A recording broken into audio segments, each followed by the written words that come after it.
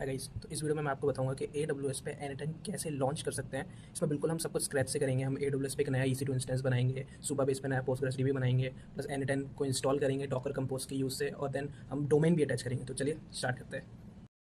तो अभी हम आ गए हमारी AWS की स्क्रीन पे, जहाँ पर आप देख सकते हो हमारे पास दो ऑलरेडी EC2 सर्वर हैं। एक मैं बना के, एक एनीटाइम इंस्टेंस को बना के मैं डिलीट कर चुका हूँ। तो हम सब कुछ स्क्रैच से चालू करेंगे। तो हम एक नया EC2 इंस्टेंस बनाते हैं। तो हम यहाँ पे लॉन्च पे क्लिक करेंगे और प्लस हम कुछ भी नाम दे सकते हैं, क्योंकि एक एनीटाइम इंस्टेंस ऑलरेडी है मेरे पास। मैं इसको 2 से नाम दे देंगे, एनीटाइम इंस्टेंस 2। आप कुछ भी दे सकते हो, -2। और आपको इसको हमेशा उबुंटू पे सेलेक्ट रखना है, तो आप उबुंटू सेलेक्ट करेंगे। प्लस आपको जो इंस्टेंस टाइप है उसको आप हमेशा लो रख सकते हैं इसमें, जब तक आपका ऑटोमेशन का रिक्वायरमेंट बहुत ज़्यादा नहीं बढ़ता है। तो हम इसको 2T3 माइक्रो पे ही रखेंगे। हमारे पास एक ऑलरेडी एक एनीटाइम इंस्टेंस का हमारे पास एक ऑलरेडी एक की पेयर है, तो हम वही यूज़ कर लेंगे। की पेयर जनरली क्या होता है कि की पेयर एक डॉट पैम फाइल होती है, जिसका यूज़ करके आप अपने लोकल सिस्टम से EC2 इंस्टेंस को एक्सेस कर सकते हो, उस एक सूडो कमांड डाल के। ठीक है, तो हमें कुछ क्या करना है, हमें फिर प्लस इनको SSH HTTPS और इन सबको चेक कर देना है। और इसको अभी 8 GB स्पेस पे ही रखते हैं, बाकी और ज़्यादा की ज़रूरत नहीं है। हम इसको लॉन्च कर देंगे। फिर हम इसको कनेक्ट करके इस पर एनीटाइम इंस्टॉल करेंगे। सबसे पहले हमें रिक्वायरमेंट्स इंस्टॉल करनी होगी, डॉकर इंस्टॉल करना होगा, डॉकर कंपोज इंस्टॉल करना होगा। फिर हमें डॉकर कंपोज की जो एनीटाइम की जो इमेज है उसको इंस्टॉल करना होगा, पुल करना होगा। ठीक है, तो हम सब कुछ एक स्टेप बाय स्टेप करते हैं। तो ये मेरा एक इंस्टेंस बन के रेडी हो गया है। अब हम इसको कनेक्ट कर लेते हैं। आप देख सकते हो एनीटाइम इंस्टेंस -2। स्पेलिंग गलत हो गया, बट यार दैट्स ओके, आप चेंज भी कर सकते हो, नहीं भी है इस तरह से। तो जो हमने नया इंस्टेंस बनाया था एनीटाइम इंस्टेंस 2, वो सक्सेसफुली इनिशियलाइज हो चुका है। तब हम इसको कनेक्ट करते हैं। इसको हम SSH से भी कनेक्ट कर सकते हैं, क्योंकि हमने एक डॉट फैम फाइल ऑलरेडी रखी है हमारे पास, तो उससे भी कनेक्ट किया जा सकता है। बट दिस ये ऑलरेडी ओपन है, तो मैं डायरेक्ट यहीं आपको दिखा रहा हूँ। तो इसके लिए मैंने कुछ कमांड्स की एक डॉक फाइल बना रखी है। तो उस कमांड वाइज हम लाइन वाइज जाएंगे, सब कमांड को एक एक करके इनपुट करेंगे, देन चेक करेंगे what ever the result is. तो वो डॉक मैं शेयर कर दूंगा आपको। ये पूरा एक स्टेप बाय स्टेप गाइड है, जो जिसके से ही हम चल रहे हैं। जैसे अभी हमने सबसे पहले क्या किया, EC2 इंस्टेंस को लॉन्च किया। अब हमें डॉकर को इंस्टॉल करना है, जो डिपेंडेंसीज हैं वो इंस्टॉल करनी है। ठीक है, तो सबसे पहला कमांड ये है, इसको हम रन करते हैं। अब ये कुछ डिपेंडेंसीज होती हैं जो हमें इंस्टॉल करनी पड़ती हैं, क्योंकि अब जैसे जो एनीटाइम है वो उसकी एक इमेज, डॉकर इमेज है, उसको हमें इंस्टॉल करना पड़ेगा। तो इसलिए हम डॉकर सेटअप कर रहे हैं। ठीक है, जैसे ये वाला कंप्लीट होता है, हम एक एक करके सब कुछ सारे कमांड्स लाइन वाइज एंटर करते रहेंगे।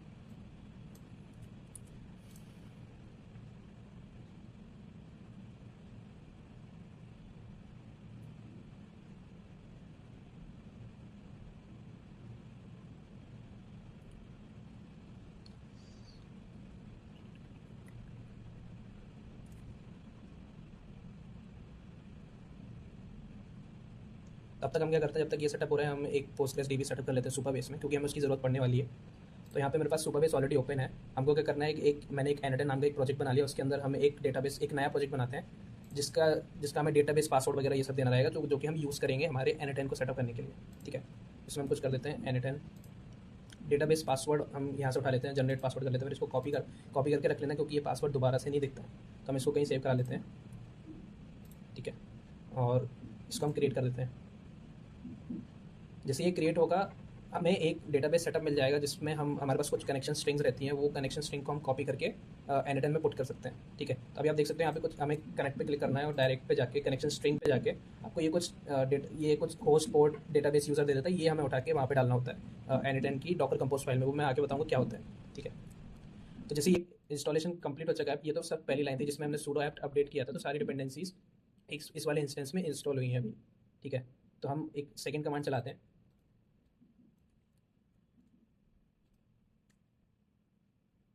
इसके बाद हम ये third enable and then start docker ये भी करेंगे।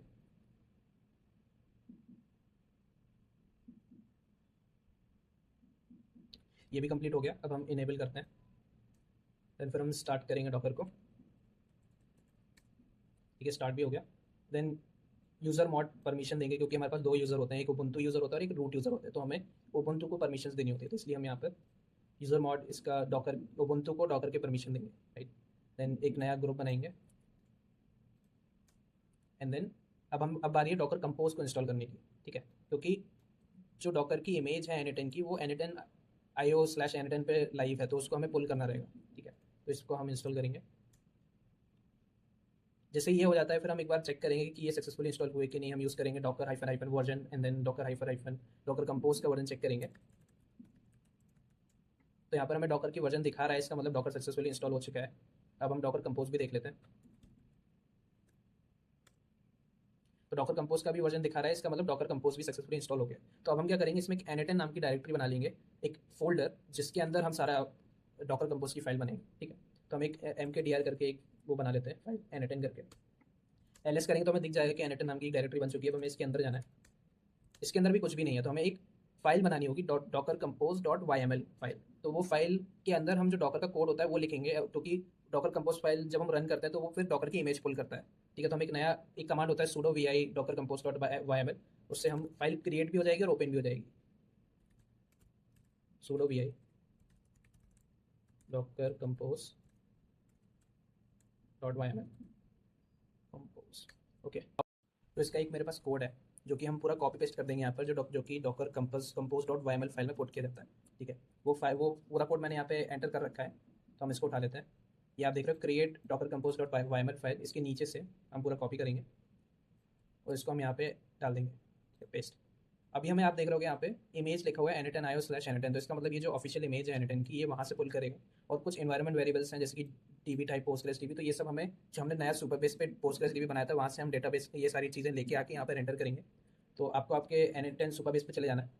यहाँ पर आप देख रहे होगे डायरेक्ट कनेक्शन स्ट्रिंग में एक डायरेक्ट कनेक्शन लिखा, तो इसको चूज़ नहीं करना है आपको, ट्रांजेक्शन पूलर को चूज़ करना है, क्योंकि ये AWS से कनेक्ट करने देता है। तो अगर आप यहाँ पे जाएंगे ट्रांजेक्शन पूलर पर क्लिक करेंगे तो आप देखेंगे यहाँ पर AWS-1 साउथ ईस्ट, ये AWS के कन्फिग्रेशन के हिसाब से IPv4 नेटवर्क के लिए इन्होंने बना के रखा है। तो हम ये होस्ट उठाएंगे, ये सब पूरा कॉपी करेंगे, ये होस्ट उठाया यहाँ से, हम इसमें एडिटिंग चालू करेंगे। RDS एंड पॉइंट के इंस्टेड हम यहाँ पर ये पेस्ट करेंगे। तो इसका पोर्ट 6543 है, इसको हम उठा के यहाँ पर डालेंगे पेस्ट। डेटाबेस हम पोस्टग्रेस ही रखते हैं, और यूज़र में हम ये वाला यूज़र डालेंगे जो सुपरबेस ने हमको दिया, डेटाबेस यूज़र। और आपको याद होगा जब हम ये प्रोजेक्ट क्रिएट कर रहे थे सुपरबेस में, तो हम सुपरबेस ने एक पासवर्ड दिया था हमको, तो वही पासवर्ड हमको यहाँ पे पेस्ट करना होगा। ठीक है, ये पासवर्ड एंटर कर दिया। अब यहाँ पर कुछ चीज़ें हैं जैसे कि एनएटन होस्ट, इसको थोड़ा सही कर देते हैं, हाँ एनएटन होस्ट। तो इसको यहाँ पे आप अपने जो भी आप डोमेन अटैच करना चाहते हो उस डोमेन के से चेंज कर सकते हो। मेरे पास एक डोमेन है getWidgets.app करके, तो मैं उस वहाँ पे इसको होस्ट करूँगा ऐप। और एनएटन प्रोटोकॉल को आपको हमेशा HTTPS ही रखना है, क्योंकि जो एनएटन प्रोटोकॉल होता है वो अलाउ करता है आपके जो वेबहुक नोड है वो दूसरे किसी थर्ड पार्टी से कॉल हो पाए, क्योंकि थर्ड पार्टी तो हमेशा सिर्फ HTTPS को ही कॉल करेगा, HTTP को कॉल नहीं करेगा, राइट। तो यहाँ पर हमको वेबहुक URL में आपको जो एनएट होस्ट डाला है वही होस्ट आपको चेंज कर देना .app। ठीक है, ये हो गया। अब आई थिंक ये कन्फिग्रेशन पूरी हो गई, तो हम इसको WQ करके हम बाहर आ गए, फाइल को सेव कर दिया। अगर आप दोबारा जाके चेक करेंगे LS में तो यहाँ पे एक नई फाइल है, और इसको अगर आपको चेक करना है कि इसके अंदर क्या कंटेंट लिखा हुआ है तो आप देख सकते हो जो फाइल हमने जो भी डेटा लिखा हुआ है वो सारा यहाँ पर है। ठीक है, तो हम यहाँ पे बाहर आ जाएंगे। अब एक कमांड होता है डॉकर की, क्योंकि आपने इमेज ऑलरेडी कोड लिख दिया है, तो अब आपको डॉकर कंपोज आप करना पड़ेगा ताकि जो इमेज है वो पुल हो पाए परफेक्टली। ठीक है, तो ये ऑलरेडी हमने यहाँ पे लिख रखा है डॉकर कंपोज आप -d। ठीक है, पेस्ट। तो आप देखो यहाँ पे ये जो एनएटन की इमेज है वहाँ से ये डेटा पुल करने लगा है पूरा, तो पूरी इमेज अब वहाँ से उठ के यहाँ पर आ रही है। तो इसमें थोड़ा सा टाइम लगता है, तो जैसे ये कंप्लीट होता है मैं आपको दिखाता हूँ कि आगे क्या करना है। तो ये इंस्टॉलेशन अभी कंप्लीट हो चुका है। अब हम एक बार लॉग्स चेक कर लेते हैं कि हमारे कोई लॉग्स में कोई इशू तो नहीं। तो इसके लिए मैंने एक कमांड दे रखा है डॉकर कंपोज लॉग -f, इसको कॉपी करके आपको यहाँ पेस्ट करना है। यहाँ पे देखते हैं कि क्या कोई लॉग आ रहा है कि नहीं। तो आप देख रहे हैं कि कुछ एरर्स आ रहे हैं, इट माइट बी कि इसको परमिशन इशू हो सकता है। तो हम एक कमांड मैंने उसके लिए भी लिख रखा है कि जब भी परमिशन इशू होता है तो इसके लिए आपको ये वाला कमांड चलाना होता है sudo chown r 1000:1000। तो इसको हम कॉपी करेंगे, इसको पेस्ट करके एक बार डॉकर PS कर लेते हैं। तो डॉकर PS यहाँ पर चल रहा है। तो अब हम एक्सेस करने का कोशिश करते हैं कि हमारा जो डॉकर ये एनएटन है ये चल रहा है कि नहीं। ओके, पहले एक बार दोबारा से लॉग चेक कर लेते हैं। हाँ देखिए ये चालू हो गया, फिनिशिंग स्टार्टिंग आप देख रहे हैं। ये मतलब ये सारी टेबल्स बना रहा है, जो हमने हमारा पोस्टग्रेस DB कनेक्ट किया था उसके अंदर बहुत सारी टेबल्स बनाए गई है, और हम सुपरबेस उन सारी टेबल्स को सुपरबेस पे देख पाएंगे। तो अब अगर मैं यहाँ पर HTTP ये डालता हूँ प्लस इसमें जो हमारा पोर्ट है 5678, उस पर देखते हैं कि क्या ये चल रहा है कि नहीं। ये अभी नहीं चलेगा यहाँ पर, क्योंकि हमने जो पोर्ट है वो अभी ऑन नहीं किया। तो मैं आपको दिखाता हूँ कि इसके लिए हमें इस पोर्ट को ऑन कैसे करना है। तो सबसे पहले आपको अपने इंस्टेंस पे चले जाना है, इंस्टेंस पे आपको क्लिक करेंगे तो यहाँ पर सिक्योरिटी ग्रुप्स में जाना है, ठीक है, सिक्योरिटी में जाएंगे। अब क्या आप देख रहे होगे यहाँ पे 44322 और 80 ये पोर्ट्स लिखे हुए हैं। इसमें क्या करना होता है, हमें हमारी आईपी ऐड करनी होती है, बट अभी के लिए हम क्या करेंगे, अभी के लिए कुछ टाइम के लिए ऑल ट्रैफिक को अलाउ कर देंगे। तो यहाँ पे आपको सिक्योरिटी ग्रुप्स में जाना है, यहाँ पर एडिट इनबाउंड रूल्स, और यहाँ पे ऐड रूल करेंगे तो यहाँ पर एक ऑल ट्रैफिक करके होगा, हाँ यहाँ ऑल ट्रैफिक चूज़ करके, और इस वाले को आपको सबसे टॉप वाले को ले लेना है यहाँ पे, तो ऑल ट्रैफिक ये सेव करेंगे। तो अब ये क्या होगा कि आपकी जित कोई भी ट्रैफिक को अलाउ करेगा, मतलब कोई भी रिक्वेस्ट हो आपके उस पर अलाउ करेगी, ये 100 ये रिकमेंडेड नहीं होता। इसके बदले आपको आपकी आईपी डालनी पड़ती है। तो हम यहाँ पे आप चेक करते हैं क्या ये हो रहा है कि नहीं। तो आप देख सकते हो कि N10 is starting up, please wait. तो ये मतलब अभी जो हमारा इंस्टॉलेशन है यहाँ पे चल रहा है, जैसे ही इंस्टॉलेशन हो जाता है तो यहाँ पर N10 का इंटरफेस चालू हो जाएगा। ठीक है, मैं आपको सुपरबेस का डैशबोर्ड दिखाता हूँ एक बार।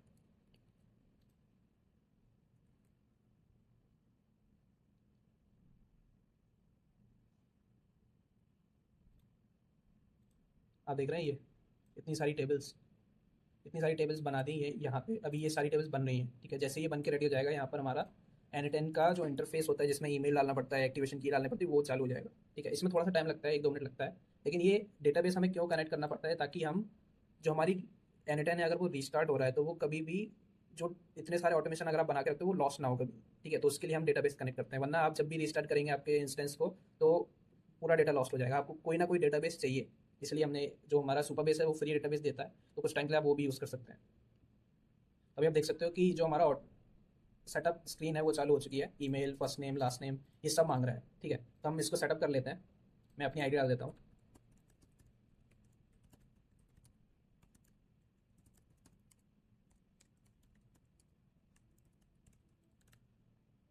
ठीक है, उसको हम सेट करेंगे तो ये एक एक्टिवेशन की भेजता है, उसकी ज़्यादा ज़रूरत नहीं होती। जैसे ये सेटअप हो जाएगा हम इस पर एक वर्क फ्लो बनाएंगे, एंड देन इसको जो डॉकर कंपोज को दोबारा डाउन करके दोबारा अप करेंगे, ताकि हमारा जो चेक कर पाए कि जो हमारा एक डेटाबेस, हमने डेटाबेस में जो ऑटोमेशन बनाया है वो रह रहा है कि नहीं, स्टोर रह रहा है कि नहीं। ठीक है, इसको गेट स्टार्ट कर देते हैं, ये सब स्किप कर सकते हैं।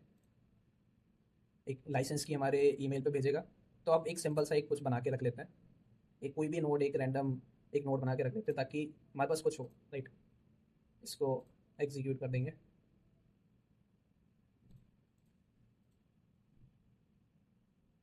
तभी आप देखेंगे माई वर्क फ्लो दिखा रहा है, मतलब एक वर्क फ्लो है हमारे में। ठीक है, तो आप कुछ भी ऑटोमेशन बना सकते हो इसमें, बहुत सारा ऑटोमेशन, मतलब बहुत सारे नोट्स कनेक्ट कर करके कुछ भी। लेकिन अभी सिर्फ एक टेस्टिंग पर्पज़ के लिए कि अगर हमने कुछ बनाया और अगर हम इंस्टेंस को दोबारा रीस्टार्ट करते हैं तो क्या जो हमारी प्रोग्रेस है वो लॉस्ट हो रही है कि नहीं। ठीक है, वो हम चेक करते हैं एक बार। तो अभी ये परफेक्टली चल रहा है आईपी पे। ठीक है, आईपी पे चल रहा है, लेकिन इसको हमें जो हमने डोमेन अटैच किया है, क्योंकि अभी भी ये HTTP पे चल रहा है, आप देखेंगे तो यहाँ पे नॉट सिक्योर दिखा रहा है, HTTP पे चल रहा है अभी, मतलब HTTPS पे अगर कोई कॉल करेगा तो कुछ मतलब नहीं होगा, क्योंकि थर्ड पार्टी पे अगर आप कनेक्ट करते हो, जैसे अगर आप सेंडग्रेड कनेक्ट कर रहे हो, वहाँ पे आपको वेबो क्यूआरएल डालना है, तो वेबो क्यूआरएल में HTTPS डालना पड़ेगा, HTTP नहीं चलेगा। ठीक है, तो इसको एक बार रीस्टार्ट करके देखते हैं। तो रीस्टार्ट करने के लिए आपको सबसे पहले डॉकर कंपोज डाउन करना पड़ेगा, देन फिर आप अप करेंगे। ठीक है, जो भी हमारा एक अप कमांड था इसके बदले बस हमें डाउन लिखना है। तो आप देख रहे हैं यहाँ पे स्टॉपिंग N10 कर दिया उसने, रिमूविंग N10 डिफॉल्ट सब हटा दिया। अब अगर मैं यहाँ पे रीलोड करता हूँ तो यहाँ से ये हट जाना चाहिए। देखिए आप देख रहे हैं this side can't be reach, मतलब डाउन करने से ही सब हट गया। ठीक है, अब मानिए यही होता है, मानिए वर्कलोड बढ़ गया, अगर एकदम से ऑटोमेशन पे लोड बढ़ गया और इंस्टेंस क्रैश हो गया तो डेटा लॉस नहीं होना चाहिए, राइट। तो अब ये हमने डाउन किया, अब दोबारा से उसको अप करते हैं। अप होने में ज़्यादा टाइम नहीं लगता है, बट यहाँ पर जब रीलोड करेंगे तो फिर वही से स्टेट चालू होगी, जब वहाँ जहाँ पे होता है N10 इज स्टार्टिंग अप, सब कुछ शुरू से चालू होगा। बट इस बार आपका आईडी पासवर्ड एक सेट होगा, वो आपको यूज़ करना होगा।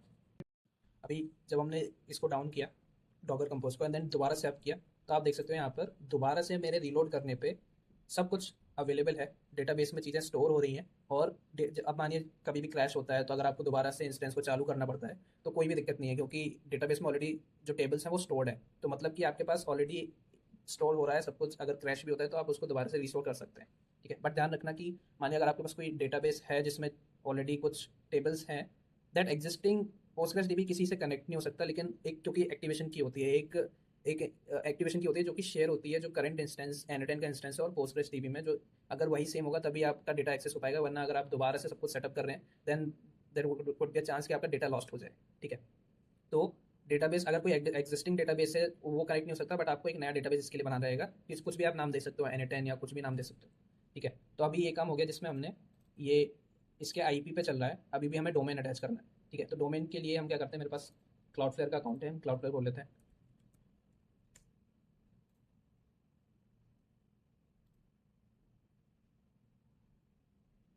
इसमें भी मैंने ऐड कर रखा है कि आपका सबसे पहले तो बाया डोमेन। तो अब हमें क्या करना है, जो भी हमने वहाँ पर एन होस्ट लिखा था, क्या लिखा था, n10.getWidgets.app। ठीक है, तो वही उसके बगल में हमें बस जो हमारा EC2 है उसका IP ऐड करना है। ठीक है, तो फिर हम वो करते हैं।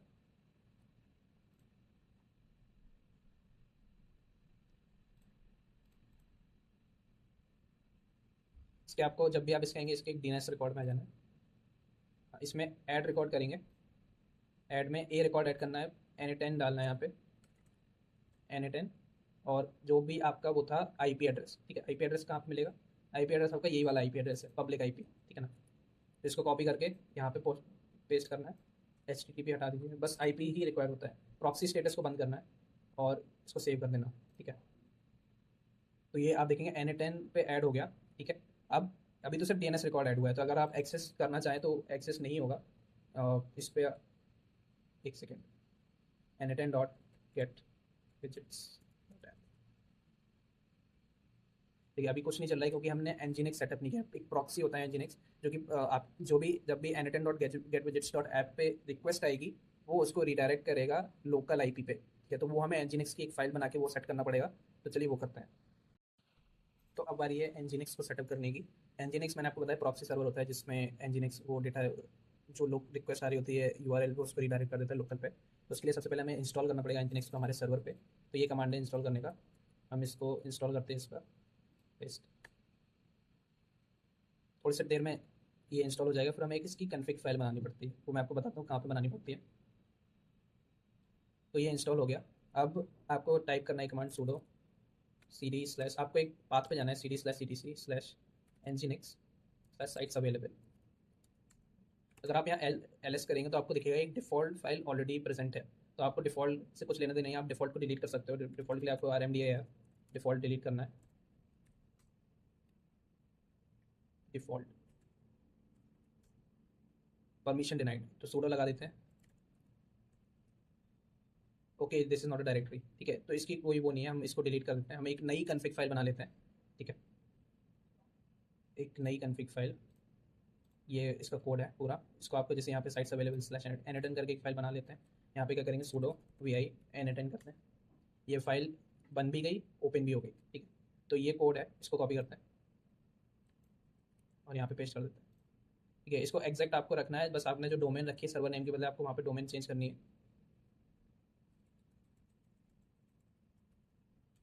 डोमेन थी n10.widgets.app।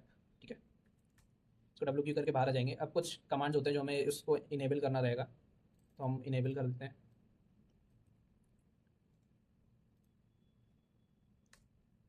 ठीक है, ये अब इनेबल का मतलब क्या होता है, ये साइट्स अवेलेबल करके एक डायरेक्टरी होती है और एक साइट्स इनेबल करके डायरेक्टरी होती है। तो अगर आप एक बात पीछे जाके सीधी साइट्स इनेबल्ड में जाएंगे, LS करके देखेंगे, तो आप देख सकते हो यहाँ पर दो फाइल प्रेजेंट हैं, एक डिफ़ॉल्ट और एक n10 जो हमने अभी बनाई।